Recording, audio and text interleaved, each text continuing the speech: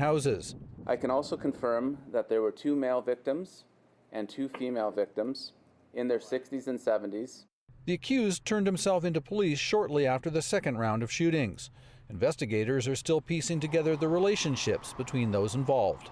Our preliminary investigation has determined that the accused and each of the victims were known to each other. The question of motive remains under investigation. The accused worked as an engineer before he retired several years ago. The mayor of Penticton first met Britton when he worked for the city, later seeing him at social events after he retired. Very gentle person. I would have never in a million years ever think that something like this would have happened. You know, I mean, I just don't understand. Very, very sad. Today, those who were nearby during the shootings are still processing what happened. Eritrea Williams heard shots, then came out of the shop where she works to see a body on the ground. So we go stand outside and we were wondering what's going on, and they say, oh, someone got shot over there. Police aren't naming the victims, but family members have posted that this man, 71-year-old Rudy Winter, is one of those killed. Mr. Britton, is there anything you'd like to say? But as for his connection to the accused, police aren't saying, waiting for the courts to reveal what led this man to allegedly murder 4 people. Greg Rasmussen, CBC News, Penticton, BC. A 38-year-old skier has died near Pemberton after an accident near Rhododendron Mountain. The victim, according to his website, is Dave Treadway, a professional free skier. Pemberton Search and Rescue says he fell into a crevasse near the mountain. They say it was a difficult rescue operation involving teams from Whistler Search and Rescue as well. In a previous post, Treadway said he'd committed 2018 to traveling and skiing with his family. He leaves behind 2 kids. His wife is expecting a 3rd child. The murder trial of an Oak Bay man accused of killing his 2 young daughters began today in Victoria. And a warning, the details in this story are quite graphic. Crown Counsel told the court Andrew Berry killed the girls and then tried to take his own life. 6-year-old Chloe Berry and 4-year-old Aubrey Berry were found dead in his apartment on Christmas Day in 2017. Both had been stabbed multiple times. Andrew Berry was found in the bathtub with wounds to his throat and chest. Prosecutors told the jury he was struggling financially. His power had been cut off and he was at risk of losing his apartment. The trial is expected to last 3 to 4 months. Well, people living in a condo complex in Vancouver's Crosstown community are frustrated by a string of break-ins at their building. As Joel Ballard reports, they think too little is being done by the city and police to stop the crimes. So you can see here's one of the areas where the culprits actually cut through the bars, and you can see there, and they've done multiple bars so that you can actually have a human body fit through that location. In just 2 weeks, the residents of this condo in Vancouver's Crosstown have experienced 4 attempted break-ins, some successful, and all allegedly by the same man. How many times do we need to call in about the same crime that's happening over a period of 2 weeks, 4 times, before an action is taken from the VPD, for example? Security footage from the building captures both the attempts and the successes, but police say they aren't looking for just one suspect. They've then also wire-cutted a space here. Inside, the building is home to a mix of ages, from young families to working professionals. Before he moved in, Rivera says he knew the neighborhood had some safety concerns due to its proximity to the downtown east side. We get it, we're not in the best area, but we love our community, we love where we live, the diversity that brings, and we do understand that there's some social issues that need to be addressed. But recently, he's noticed crime has risen to the point where people no longer feel safe. Last week, a senior who lives at the assisted living center attached to the building was assaulted. Many of her personal belongings stolen, including her access card. Success, the social service agency that runs the home, says safety has long been a concern in the area. In a statement, it says, "We want to make sure that they are safe and able to go take a walk without the fear that people could be attacking them. Both Rivera and the agency say they want a stronger police presence in their community. We are aware that this building is having issues, and we're going to do our best to help prevent these in the future. But number one thing here is we want people to feel safe. Doucette says he understands the frustration, but adds police can't be everywhere at once. We are working behind the scenes to figure out what the problems are, how we can address them, and see if we can at the very least minimize the impact on the local community. Rivera says moving forward, the focus needs to be on prevention, not reaction. Joel Ballard, CBC News, Vancouver.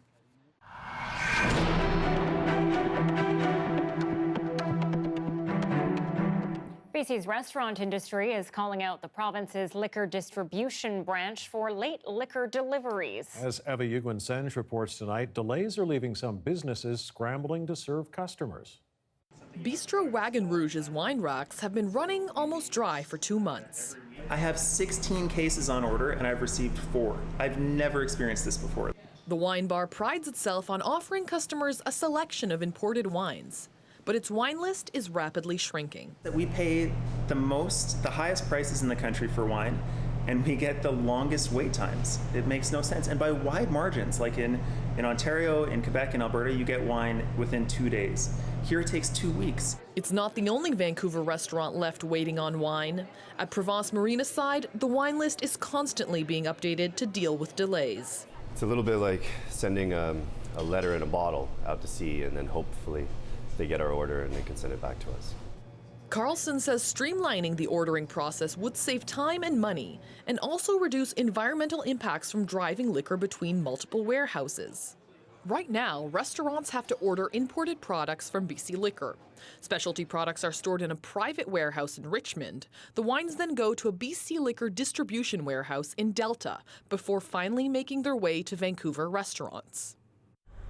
The delays are being blamed on a cyber attack on private warehouse company Container World. The liquor distribution branch says most of the backlog was cleared this weekend and expects deliveries to its Delta warehouse to be back on track later this week. Ian Tostenson, president of the BC Restaurant Association, has another solution. Cut out the middleman. Is take these smaller volumes of product and let them go direct from this private warehouse direct to the restaurants, bypass the whole government warehouse in itself. That was also one of the recommendations made in a 2018 report on liquor policy reforms.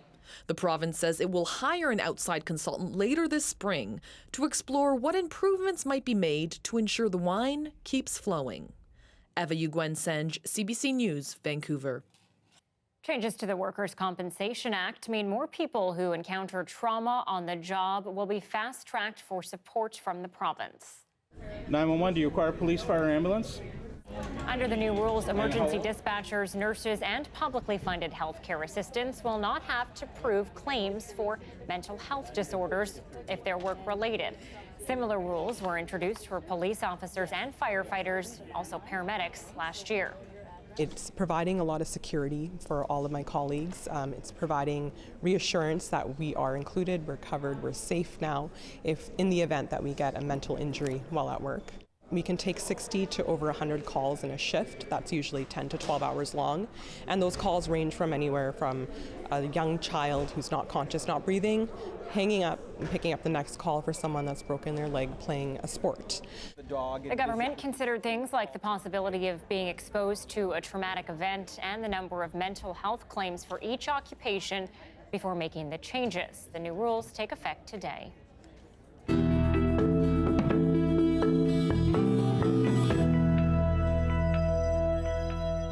Well, 3 years after declaring a public health emergency in BC, those closest to the overdose crisis are renewing their calls for a safe supply.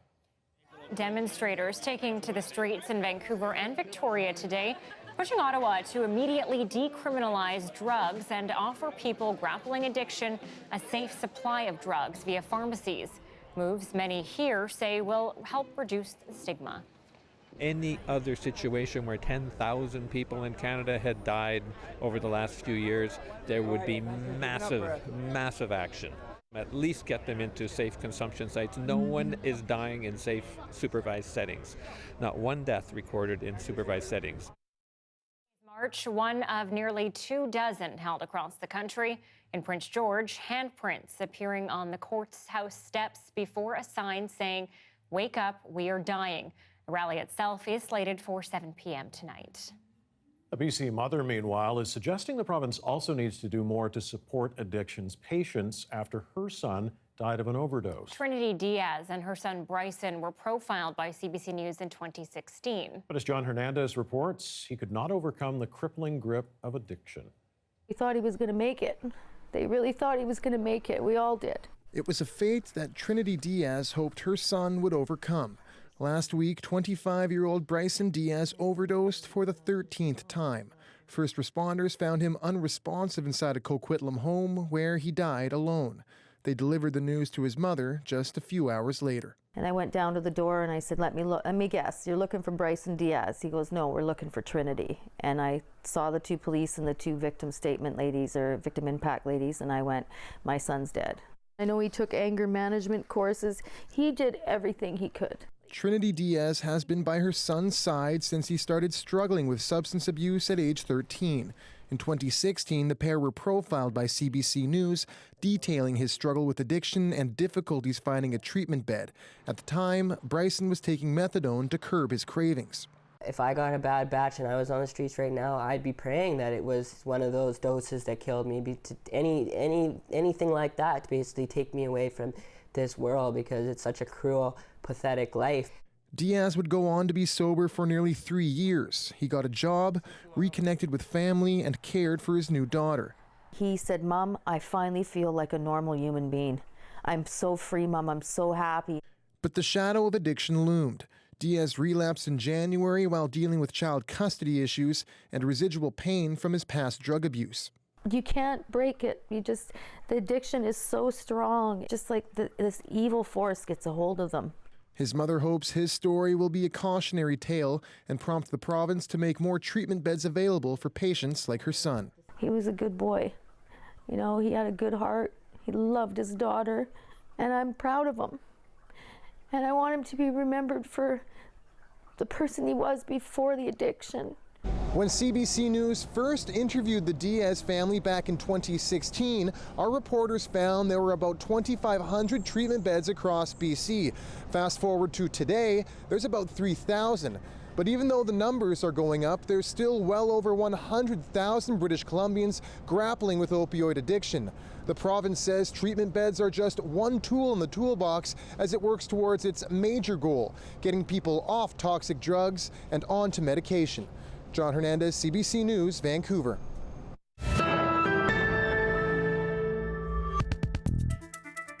A food delivery service is warning its drivers a wanted murder suspect may be ordering from them. Police confirm Brandon Texera has used services like Skip the Dishes in the past. He's been charged with first-degree murder for a 2017 shooting in Surrey. Skip the Dishes is telling its drivers to be on the lookout for Texera, and if they see him, not to approach him and instead call 911. Police believe he's still in the Lower Mainland, but say he also has associates in Calgary and Edmonton. There's a $55,000 reward for information leading to his arrest. New restrictions are in place ahead of this summer's fishing season. The Department of Fisheries and Oceans hopes the measures will restore and protect dwindling Chinook salmon stocks in the Fraser River. Key changes include closing the commercial fishery until August 20th, 2.5 months later than usual. Recreational fishing will be limited to 10 Chinook per person, and First Nation Chinook fishing will be restricted until July 15th. Chinook populations have been declining as a result of climate change. Debris accumulation from wildfires, logging, and development along the Fraser River has also added to the problem. To enforce the rules and prevent poaching, 140 conservation officers will be patrolling areas of the Fraser River by land, air, and water. Well, 420 organizers are sticking to their guns, planning to ignore a park board request to cancel part of Saturday's event. Last night, the board agreed to ask organizers to cancel a scheduled performance by the rap group Cypress Hill. Officials hoped the request could offer some semblance of crowd control to the event, which is once again going ahead without a permit. The so-called protest will remain at Sunset Beach Park, despite the fact that pot is now legal. The idea that a few days before this event is scheduled to happen, something that we've known 420 has been coming for a year, the park board. It's just not going to happen. It's kind of a pointless motion to pass, and it's really putting their staff in a very awkward position. And we can't plan for it in the same way that we would with something like Celebration of Light or Canada Day. You know, expecting the number of people that are going to be there, planning in such a way that we can expect them to evacuate safely if they ever had to, or get response in, whether it's for medical or another kind of emergency, in a timely fashion. Crowds at last year's event caused about $250,000 worth of damage to Sunset Beach Park.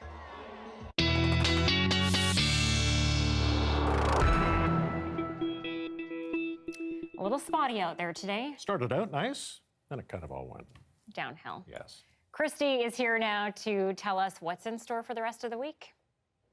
Thanks, Mike. We are seeing a little bit more moisture over the next couple of days and more rainfall this month than we have seen really last month, and even through much of the winter. We were kind of below normal with our precipitation. Here's a look at some of our numbers from the last 4 months. This is this year's precipitation totals. This is for Vancouver's International Airport and our climate normals. You can see a March very, very dry, only about a third or so of our precipitation that you'd normally see, but even below normal when you look at your February and January numbers. Now, April, doing not so bad so far, and it does look like with some heavy impulses of rainfall over the next couple of days, we will probably get up to our normal values for this month. Now, here's a look at our satellite and radar from this afternoon. You can see quite a bit of cloud cover out there, a little bit of showery weather here and there, but looking at some steadier rainfall moving in as you make your way through tonight, tomorrow, and then especially tomorrow night into Thursday, as we do see a stronger low pressure system starting to form in this region, making its way towards the coast as you move into late day tomorrow and Thursday.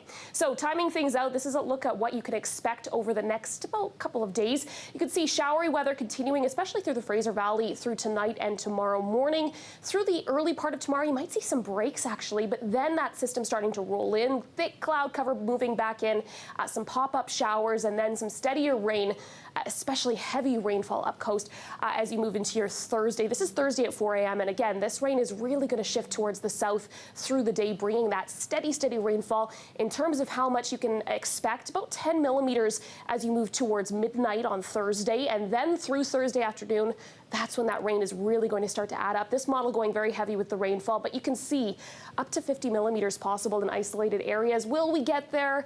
Hard to say. It might be more towards that 25 to 30 millimeter range, but still that potential is there with that moisture building.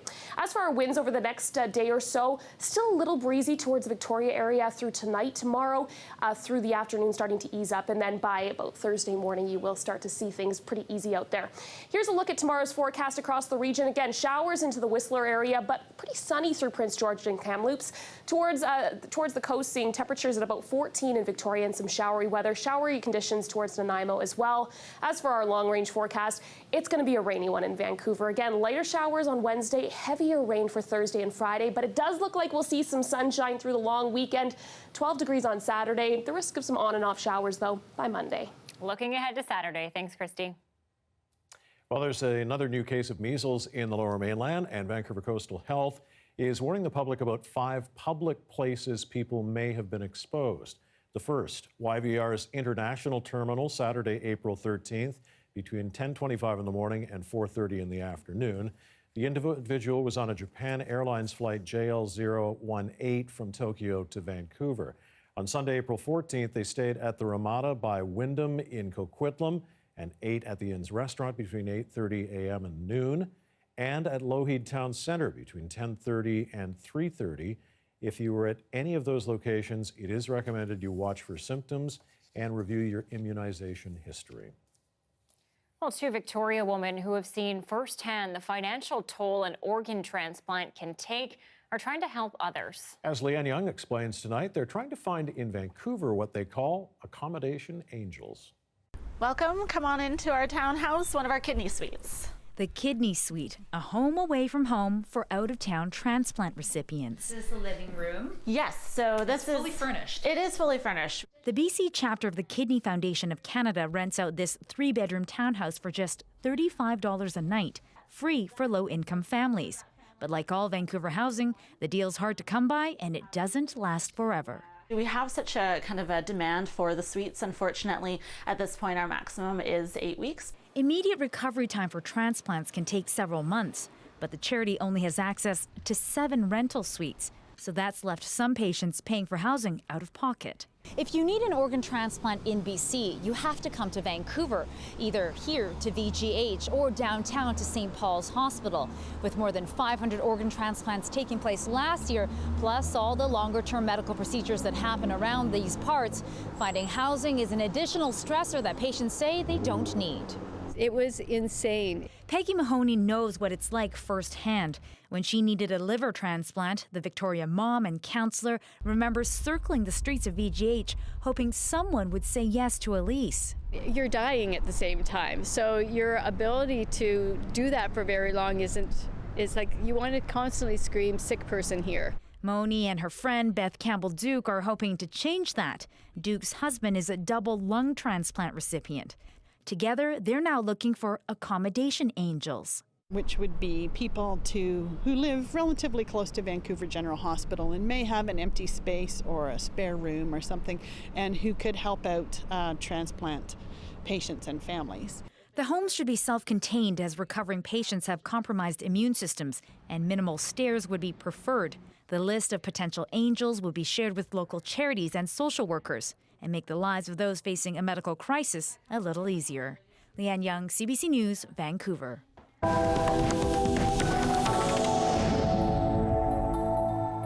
Officials in Paris spent the day sifting through the ashes at the iconic Notre-Dame Cathedral. It was severely damaged yesterday by a major fire that burned for more than 15 hours. As Thomas Degler reports, the country is taking stock of the damage and coming to terms with what's been lost. It's a long way up to make sure nothing else comes crashing down. Crews spent the day checking the structural integrity of this centuries-old Catholic cathedral. And from up there, if you're not afraid of heights, it's plain to see the roof looks decimated. And no wonder. The ferocious fire caught on this video by Bernie and Debbie Drum from Toronto. That's just the smoke. They came for Holy Week and witnessed something dreadful. This could take decades possibly to repair, but if they do, we will be back.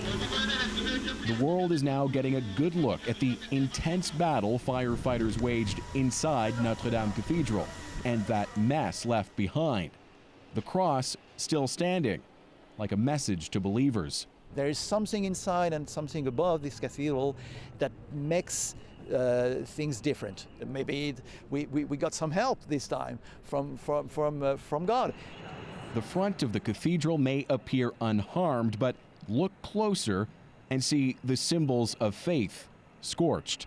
From the back of the cathedral here, it's easy to see the scaffolding that was being used in restoration work.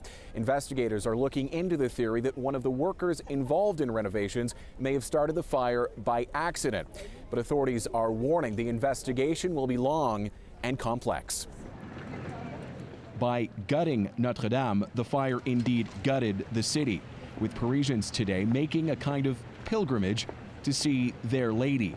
The firemen were heroes, really heroes, so we applaud them. It was very important for me to come this morning because I just wanted to see if it was real. With all Paris has to offer, the cathedral remains a favorite. Some snapped up souvenirs of what it looked like till now. Notre-Dame, c'est le cœur de la cité. Notre-Dame is the heart of the city, she says. It's our culture, whether Christian or not. President Emmanuel Macron addressed the nation, announcing he wants Notre-Dame rebuilt within 5 years. Some might call that wishful thinking. For others, it's faith. That's the CBC's Thomas Degler in Paris tonight. And hundreds of millions of euros in donations are pouring in to make the reconstruction of Notre Dame happen. But restoring the 850-year-old icon will be a momentous challenge. The CBC's Cameron McIntosh looks at what it'll take. Just look at the ash and rubble. Where do you even begin? Rebuilding is a daunting prospect, but not insurmountable, says the foundation that was helping fund renovations here. This morning I said, so now what do we need to do? And then let's tackle it. It will be saved, yeah, it will be saved. The iconic bell towers and flying buttresses still stand. Inside, the vaulted ceiling along the nave has holes. The exterior roof is gone. Replacing the timber from thousands of oaks that took centuries to grow tall enough may be impossible, as could be replacing some of the treasures inside. It just needs, let's say, a lot of attention. Andrew Tallon was a Notre-Dame expert who died last year. He may have left behind a starting point, pioneering laser imaging work that recreates all the cathedral's dimensions and surfaces, accurate to within millimeters. But right now it's the charred, first up-close looks getting attention. Firefighters inspected those famed 12th and 13th century rose windows, still intact. But this Canadian stained glass expert says a proper assessment will take time. Right now they're waiting for everything to cool down, and then they're going to review the masonry, and if the masonry is stable enough, they'll be able to go up and actually look at the glass. 50 years ago, a similar fire destroyed Western Canada's largest cathedral. As a teen, historian Philip Mayotte watched it burn. It couldn't be restored. The lesson for Paris is basically, you've had this tragedy, but you've been left with something. What Paris also has is the public, political, and growing financial will to go ahead. The president of the EU calling on member countries to help. But at stake here is something more than just material help. For a project certain to face staggering costs, critical elements are already pulling into place. Cameron McIntosh, CBC News, Winnipeg. That is it for our show tonight. Online. On television, coming up after the New York Islanders-Pittsburgh hockey game, we'll have a full hour of coverage for you then. Yes, so stick around. And Dan will be here after 11 or at 11 o'clock, I guess. Absolutely. After the National. Have a good night. Thanks for watching.